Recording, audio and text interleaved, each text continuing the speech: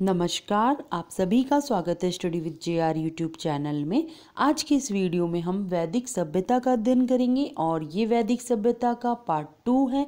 इसके पहले part 1 upload किया जा चुका है, जिसका लिंक आपको नीचे डिस्क्रिप्शन में मिल जाएगा। आप वहाँ से ये वीडियो ज़रूर देखिएगा।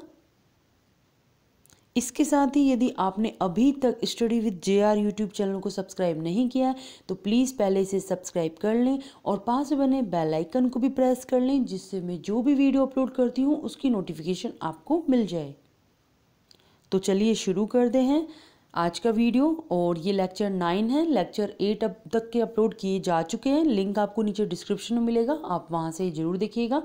और चैप्टर 2 है ये। चैप्टर 1 में हमने पढ़ा था सिंधु घाटी सभ्यता को, पूरा विवरण है, वही लिंक आपको नीचे डिस्क्रिप्शन में मिलेगा। आप वहाँ से सिंधु घाटी सभ्यता चैप्टर 1 जरूर देखिएगा। आज हम बात करने जा रहे हैं वैदिक सभ्यता के बारे में। और वैदिक सभ्यता के पार्ट 1 में हमने पढ़ा था कि सिंधु घाटी सभ्यता के पतन के बाद जो भारत में एक और सभ्यता का विकास हुआ, जिसे हम क्या कहते हैं, वैदिक सभ्यता या आर्य सभ्यता या वैदिक संस्कृति कहते हैं। और वैदिक संस्कृति के बारे में हमें सारी जानकारी किससे मिलती है? वेदों से मिलती है। वेद वैदिक सभ्यता के आधार स्तंभ हैं। और वैदिक सभ्यता के निर्माता कौन थे?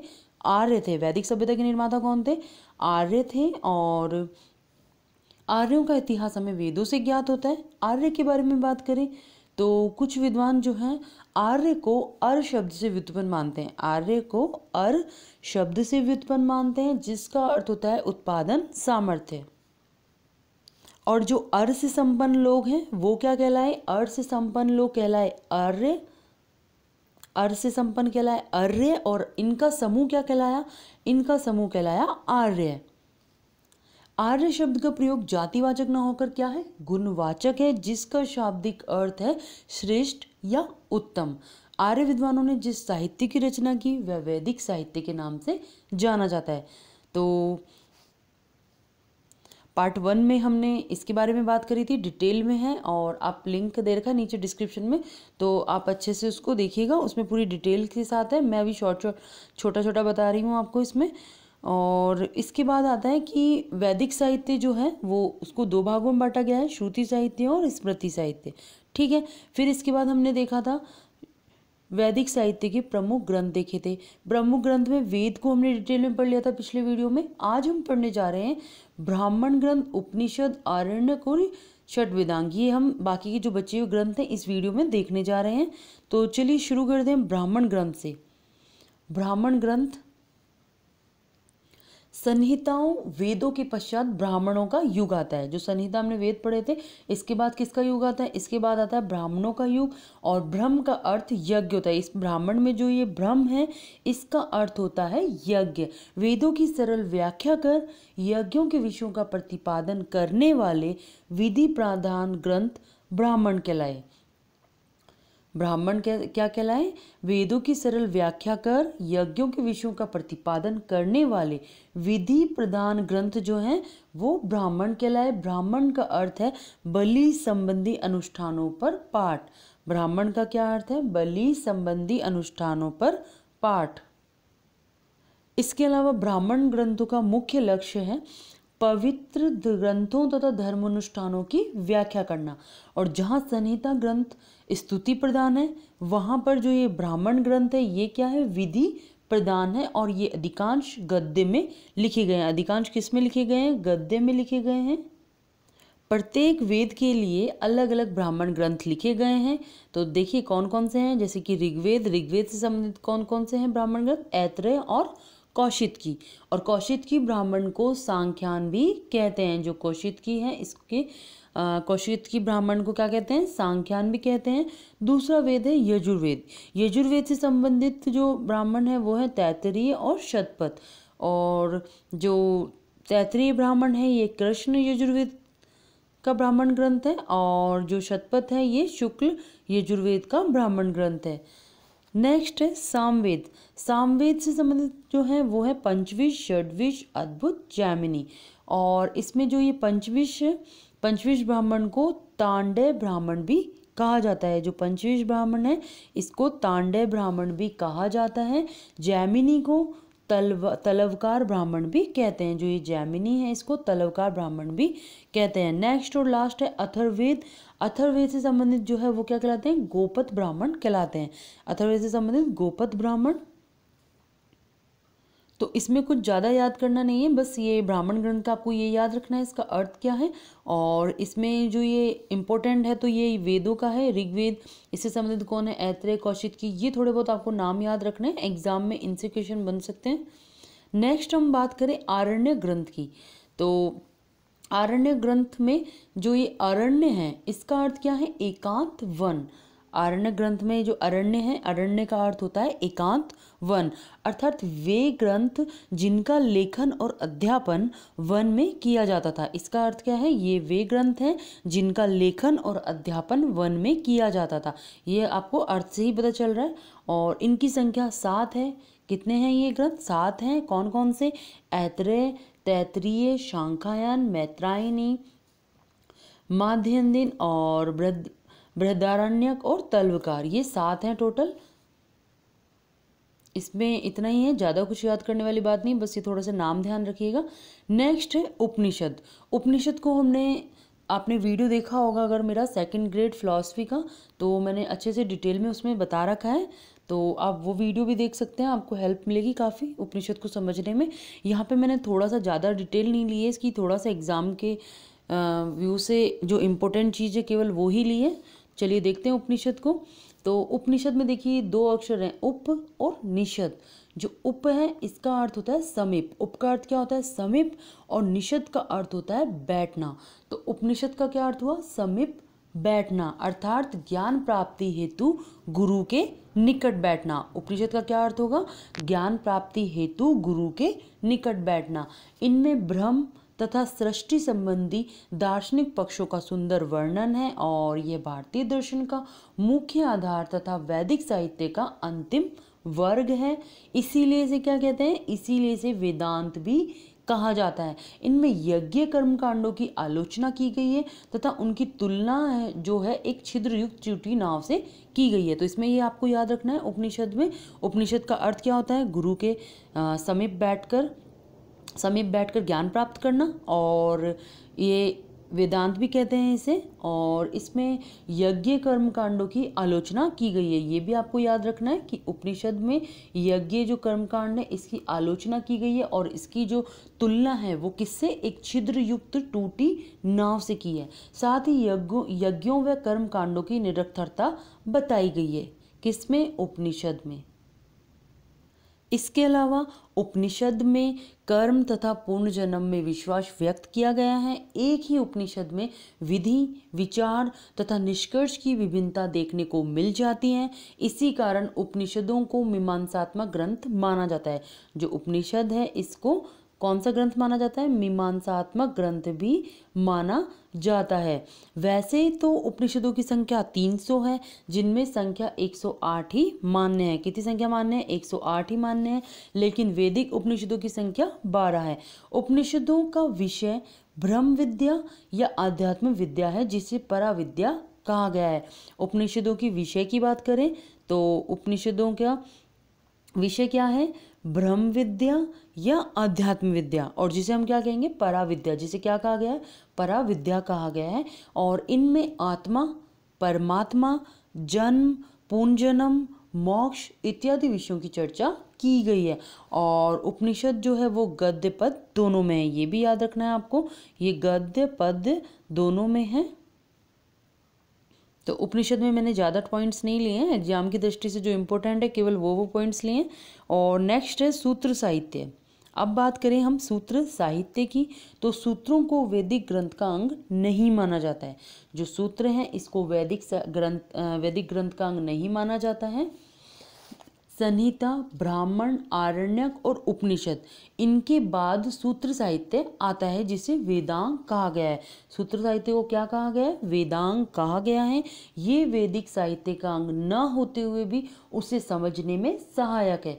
वेदों के अर्थ को सरलता से समझने व वैदिक कर्मकांडों के प्रतिपादन में सहायतार्थ रचित ग्रंथ वेदांग कहलाए।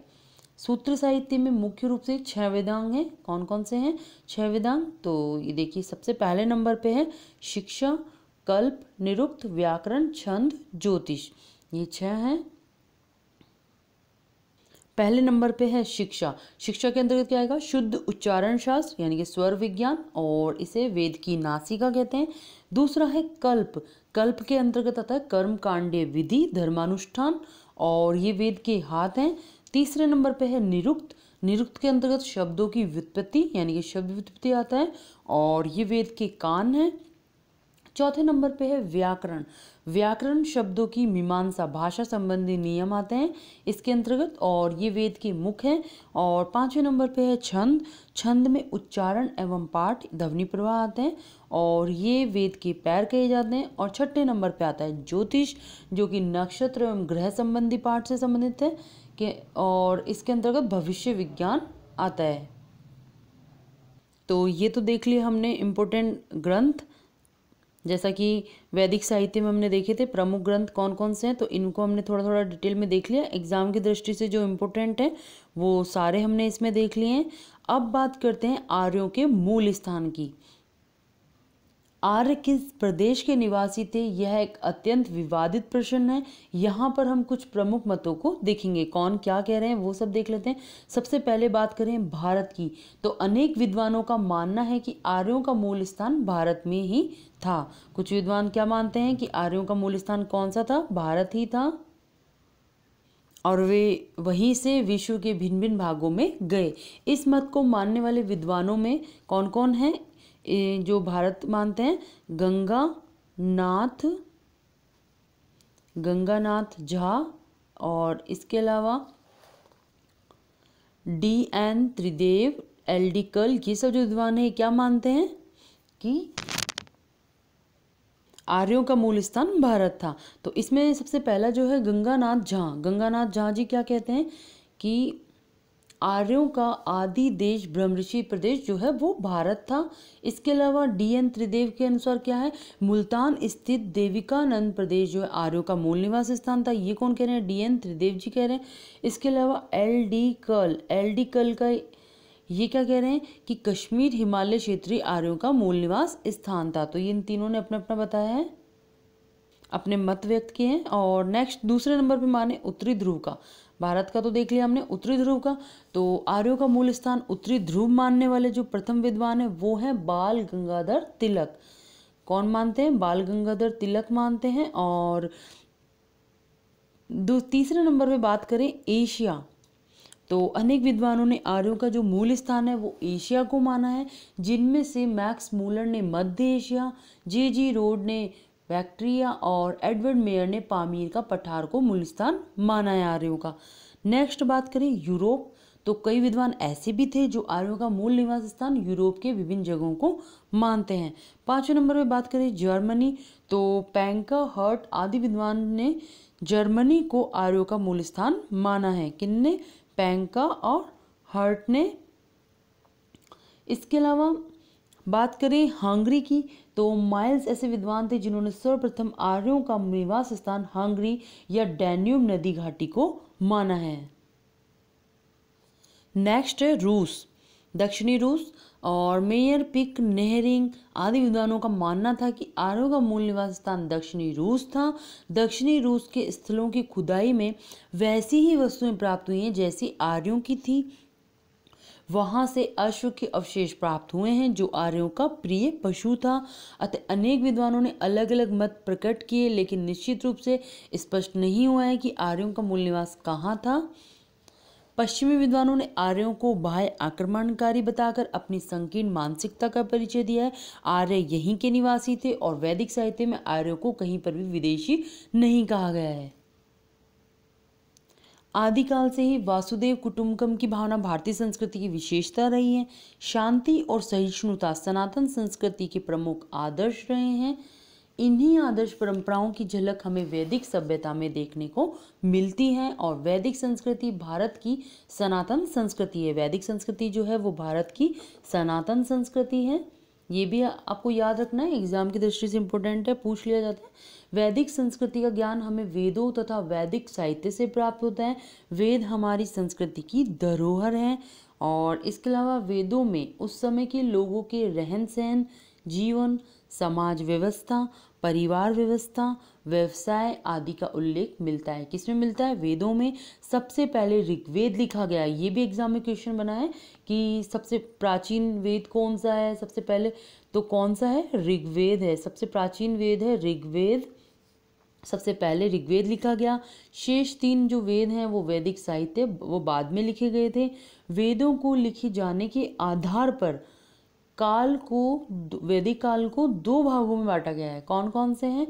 पूर्व वैदिक काल और दूसरा है उत्तर वैदिक काल। सबसे पहले हम बात करें पूर्व वैदिक काल की, तो ऋग्वेद के समय की सभ्यता ऋग्वैदिक सभ्यता कहते हैं। जो ऋग्वेद के समय की जो सभ्यता है उसे ऋग्वैदिक सभ्यता कहते हैं और पूर्व वैदिक काल उस समय को कहते हैं जिस समय ऋग्वेद लिखा गया था। तो पूर्व वैदिक काल कौन सा समय है? जिस समय ऋग्वेद लिखा गया था। इस समय आर्य पंजाब और सिंध में रहते थे। उनकी जीवन शैली सिंधु सभ्यता के निवासियों से भिन्न थी। उनमें रीति रिवाज, धर्म, पूजा, संस्कृति, कुटुंब और व्यवसाय का अच्छी तरह विकास हो गया था। नेक्स्ट बात करें उत्तर वैदिक काल की, तो वैदिक काल की सभ्यता को उत्तर वैदिक काल की सभ्यता कहते हैं। उत्तर वैदिक काल में शेष 3 वेद जो कि यजुर्वेद, सामवेद, अथर्ववेद और उपनिषद, पुराण आदि ग्रंथों की रचना हुई थी। इस काल में आर्य संपूर्ण उत्तर भारत में फैल गए थे और उनका सामाजिक, आर्थिक, राजनीतिक जीवन विकसित हो गया था। उन्होंने भारत के दक्षिणी भाग में जाना प्रारंभ कर दिया था। अतः वैदिक काल भारत का वह ऐतिहासिक काल है जिस काल में वेद लिखे गए और यह समय आज से 3500 से 4000 वर्ष पुराना है। इसी समय आर्यों में रहन सहन, खान पान, वेशभूषा, व्यवहार, शासन कला, कौशल, व्यापार, उद्योग आदि कार्यों में विशेष तरह के संस्कार दिखाई देने लगे। वैदिक काल की इस प्रगति को ही आर्य सभ्यता एवं संस्कृति कहते हैं। तो आज के इस वीडियो में इतना ही और नेक्स्ट वीडियो में हम वैदिक सभ्यता की प्रमुख विशेषताओं का अध्ययन करेंगे। अगर आज की वीडियो आपको अच्छी लगी तो प्लीज़ वीडियो को लाइक ज़रूर करें और अपने मित्रों के साथ शेयर करें। धन्यवाद।